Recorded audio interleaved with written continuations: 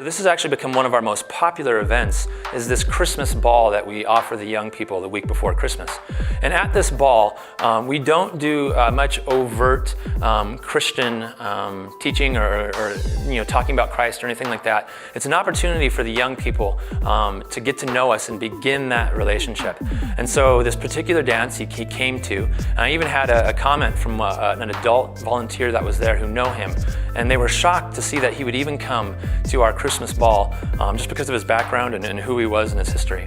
Well, he began on Friday nights to start to come to our Rock Solid programs with his friends. So if his friends were coming, he would also come. But if they weren't there, this young man didn't come. He wasn't going to be there. Well, that then started to change. He was regularly attending, and even when his friends weren't coming, he would show up. Then on Friday nights, we had the hour before our Rock Solid. We had an hour where we were more intentional and focused on the Bible, and it was more for some Christian kids or those who were seriously seeking.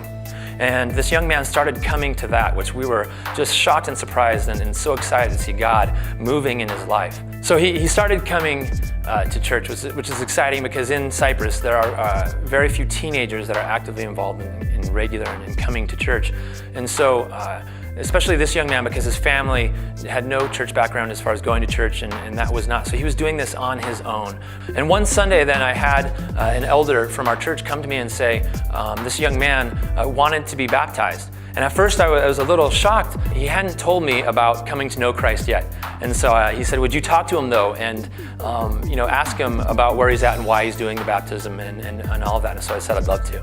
And so I sat down with this young man and I was talking to him and I said, I heard you want to be baptized. And he said, yeah. I smiled and said, yeah. And I said, well, I just have a question. When did you make a decision to follow Christ? And he kind of smiled at me, and it happened at a YFC event. On one of those Friday nights, in that hour that we were doing for young people who knew God and who had a relationship with Christ, we were doing a series on doctrine.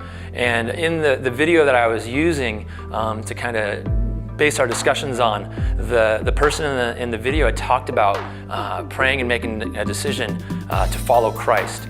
And this young man had actually then that night, because the guy had talked about it, he had prayed and made a decision. But then I had the opportunity that spring, that shortly thereafter, to baptize him in the Mediterranean Sea.